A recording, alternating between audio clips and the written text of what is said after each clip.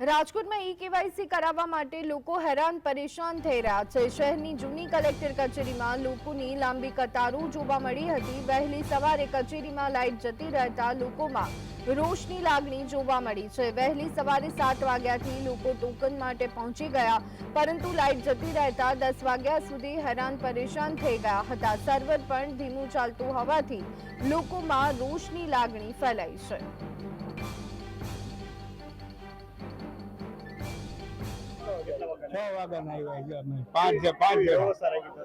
આના પોઝિશન શું કીધું તમને અંદર ઓફિસમાં? લાઈટ નથી ઓમાં તો કે ચાર્જ થઈ રહ્યા નંબર પાછા જાવ અને બહાર કરાવો તો 200 રૂપિયા માંગે।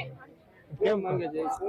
શું પબ્લિક બધી આપણે વચેટિયાઓ પૈસા કમાવા માટે ના એમાં ઉભા હું ચુનાળા માંથી ધક્કા ખાઉં છું। આ 2-3 દિવસ થયા તો ઈ લાઈટ નથી એમ જ કરે છે। અત્યારે લાઈટ છે, બીજે બાજુમાં છે, આથી 500 મીટરે પેલા હે લાઈટ।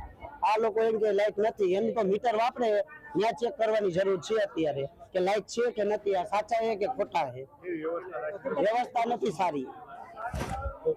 ટોકન રહી રહીને આપ્યા, સવારે બધા વેલા 4-5 વાગ્યાના આવ્યા એને ટોકન મળતા નથી અને મોડા આવે છે એને ટોકન મળી જાય।